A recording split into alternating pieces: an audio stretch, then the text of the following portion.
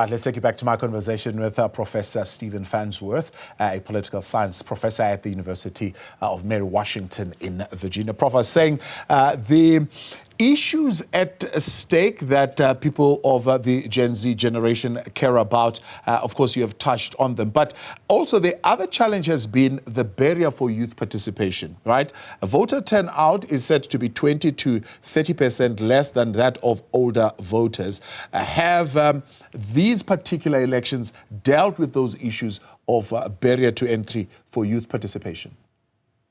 Well, it's a little bit harder for people to register to vote when they're younger. They move around a lot more. They're maybe away at college. And so there are some certain things that younger people face with respect to participation that are a bigger problem. But one of the things that you really do see is a very aggressive outreach effort by the part of both campaigns to try to get people who are likely to support them, who are younger adults, into the registration system.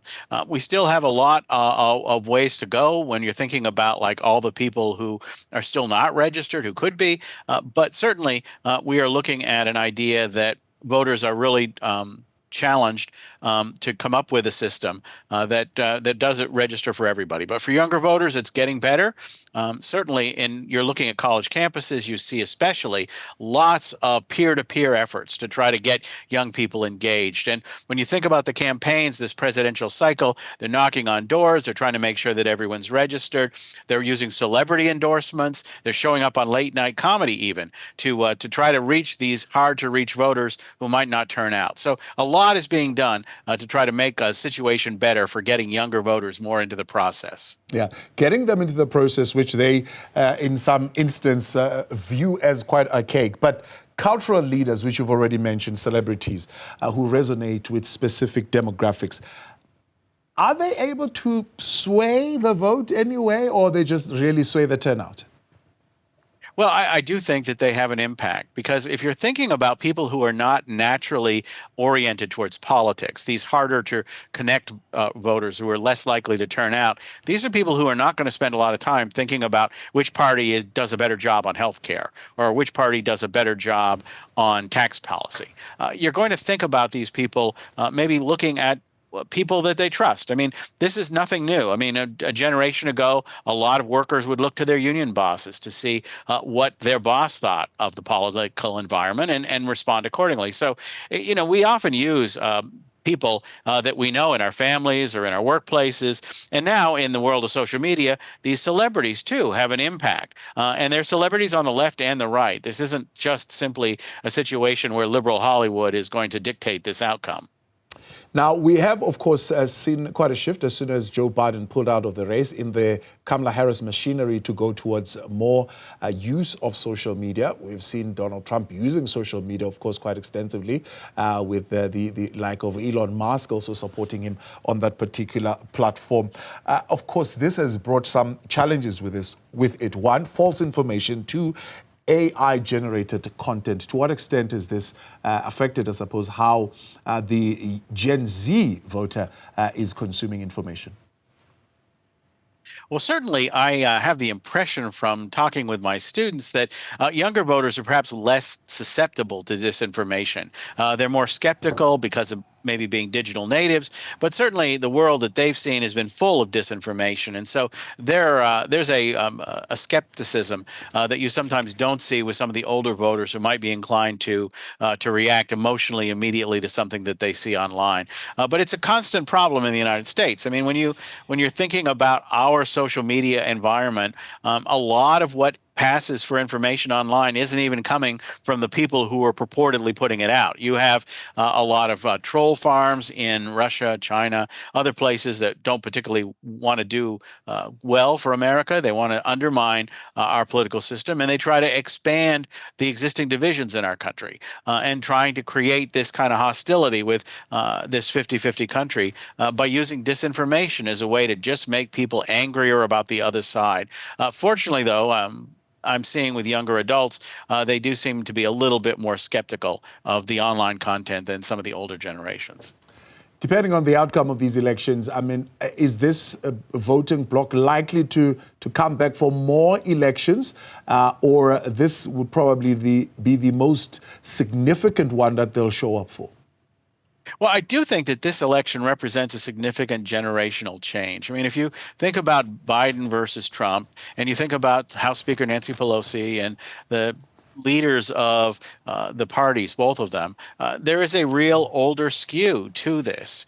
People 60 years old in the United States have only seen one president their age their whole lives, and that was Barack Obama. So I do think that there is a pivot here, but I do think that one of the things that happens is that once people get into the political system one time, once they get a sense of how this process works and what impacts they can have, that they keep coming back for more. When you look at 20 somethings who voted in one presidential election, they're very likely to vote in the next one 4 years later. For somebody in my continent, in Africa, would maybe ask the question, how important is America's foreign policy stance to that particular voter?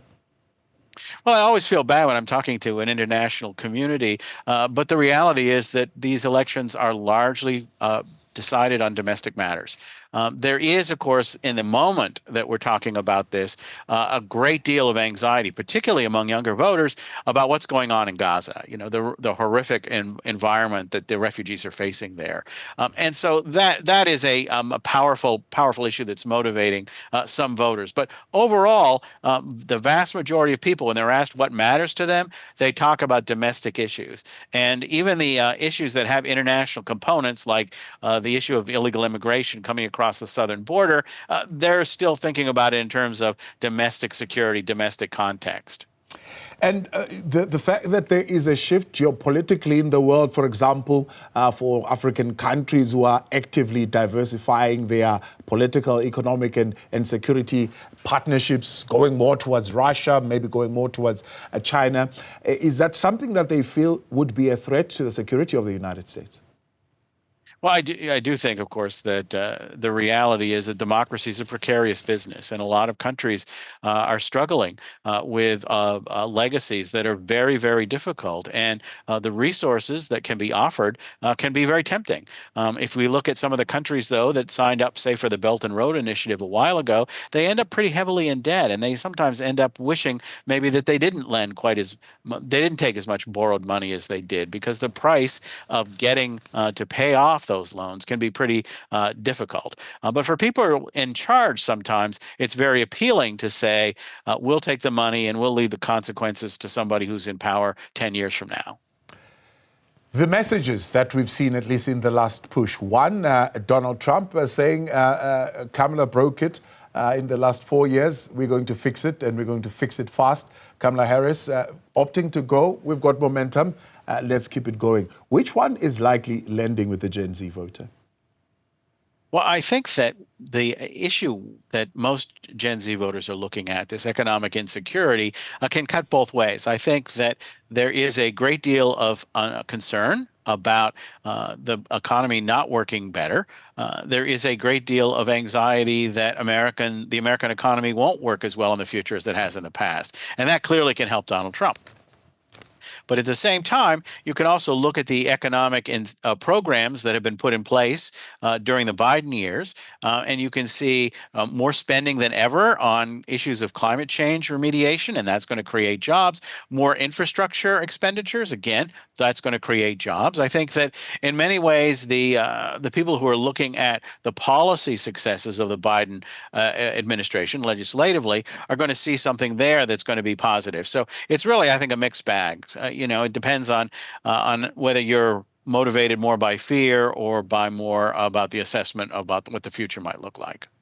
Prof, final question. Speaking of that fear, I see a question that keeps coming up over and over again is whether or not Donald Trump will accept the outcome if it is not going in his favor. He was asked just moments ago, and he said, well, if he feels it's fair, he'll accept it. I mean, trying to, I suppose, dodge that particular question somewhat. Is this a concern for this new voter that is coming in? Well, I think it absolutely is a concern for all voters at all ages. When you think about the way things have gone down in the years that Donald Trump has run for president, you can see that there's a conviction on Donald Trump's part that the election was stolen if he doesn't win. In 2016, when he did win, of course, he had made threats before Election Day when he thought he was going to lose that he wouldn't accept the outcome. And then in 2020, he said he wouldn't accept the outcome if he didn't win. And we all know what happened with January 6th. And so in 2024, you're sort of seeing the same playbook, the idea that once again, Donald Trump will accept the outcome if he wins, reject it if he loses. But be that as it may, a lot is going to depend on how close this election is. I mean, if this turns out to be a nail biter and it comes down to one state, I think you can expect a pretty aggressive effort on the part of the Trump team to try to overturn the outcome if they didn't finish first. So I do think that we have really seen a very different world of politics in the United States during the Donald Trump era. In the past, Democrats and Republicans, they win some, they lose some, but they basically accept the outcome in the end. And that's not the way that it is with Donald Trump, who has for 4 years said that he did not lose the 2020 election, even though all the evidence demonstrates that he did.